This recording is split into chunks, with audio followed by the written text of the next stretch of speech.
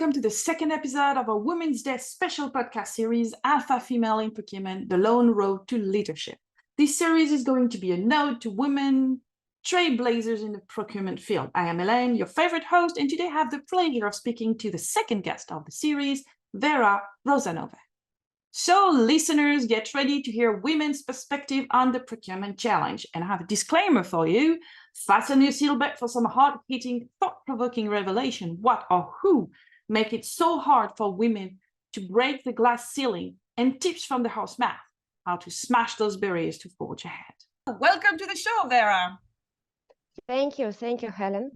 So it's great to have you with us, and we're also impressed by your amazing procurement career and can't wait for the inside scoop about it. Behold, my first question to you: what inspired you to pursue a career in procurement, and what were some of the challenges you faced in the early stages of your career? Okay, I think that procurement is getting more and more strategic, and the scope of procurement is getting more and more important, and actually it is widening. When I started procurement, it was only about purchasing something, and now it is started with the planning, with the budgeting. Then we try to recommend our internal stakeholders what to buy, how to use that, what is it in terms of ESG, and many other things. And now we are taking care of our supplier base, and our supplier base is considered to be one of the biggest opportunities of the company to grow. Mm-hmm. And that's why now the company on its own cannot achieve high results. And it can be done only with the connection of other players of supply chain, including suppliers. Mm-hmm. That's why for me it is very important, because it is about collaboration, about mutual development, about development of industries, of communities, of people around. That's why I like procurement, I think. Yeah, and what would you say, did you face some challenges in your early career when you started? Yes, of course, because actually I started as a planning manager, and I was very familiar with planning. Then I was engaged in building the sales forecasting process in British American Tobacco. And then my line manager, he came up to me and he offered me to pursue my career interest in procurement. And that's why for me it was actually a completely new field of work, mm-hmm. with completely new skills required. I never, for example, hold negotiations before. And yeah, but it is very interesting and very challenging to develop yourself, to stretch yourself, to learn new things, new skills, new abilities, to meet new people.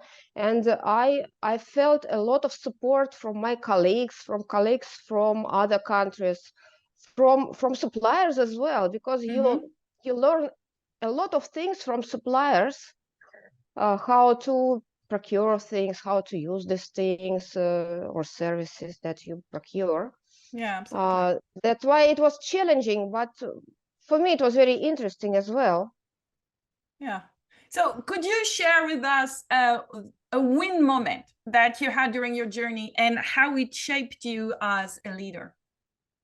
I think one of the win moments was in the very early start of my career, when I had a particular task to develop the procurement strategy for marketing category. Mm-hmm. And this category comprised a lot of countries from actually even different continents, I would say.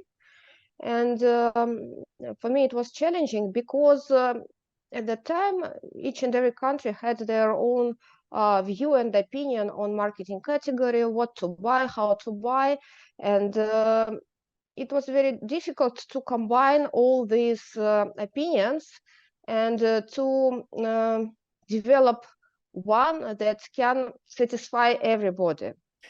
And yeah, that job required a lot of traveling across the countries, talking with the different people from procurement, from marketing, from other departments, from finance, and understanding why did they do as they did it, and to convince them how can they do this better and why.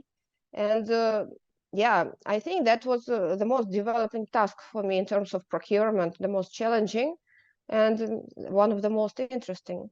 But you were mentioning before that now procurement is moving to more collaboration, to more relationship building. That's exactly what you're saying, is that through your career, you had to go to other stakeholders, internal stakeholders, but also to suppliers to communicate and find solutions that are win-win solutions. So I think that's a very, very valid point on that. So, the journey is about engaging young professionals, women to come into procurement. So what advice would you give them who are just starting out in procurement, and how can they best prepare for the challenges that they may face? I think that it is a very good opportunity for women to work in procurement because it requires a lot of emotional intelligence, a lot of communication skills that historically, or I don't know, genetically, women are very strong in. So they can use this best qualities of women in procurement and even develop that and contribute to the growth of the profession with the skills. That's why my advice to women to go to procurement. It is very interesting profession. You will meet a lot of people from different cultures, from different industries. You will have the possibility to improve the world actually by working in this profession. Yeah. And with the sustainable procurement and sustainable supply chain initiatives, then you can really see that coming into action, like in real life, which is not necessarily true when you're working in strategy or working in marketing. I guess that it's more kind of on the ground, concrete work that you're doing in procurement.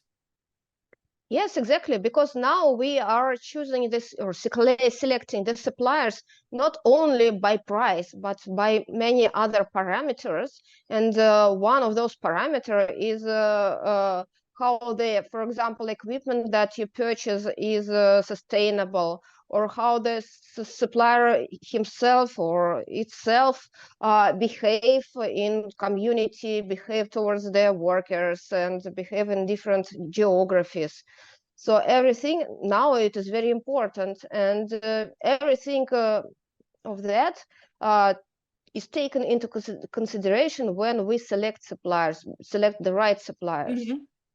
So as if I had to do a takeaway, say if you want to change the world, come and work in procurement. That's what we would say. Yes, exactly. Yeah. Wonderful. Thank you, Vera. That was very interesting. Thank you for your time. Thank you, Helen. That's a wrap on a second inspiring episode of Alpha Females in Procurement, the Lone Road to Leadership. We've heard some amazing insight from Vera, especially about the importance of collaborations and building relationships. The road ahead is full of female powerhouses who are willing to share their knowledge. Don't miss out. Tuning into our next electrifying episode for more revelation from those incredible women in procurement. Thank you for joining us. Au revoir.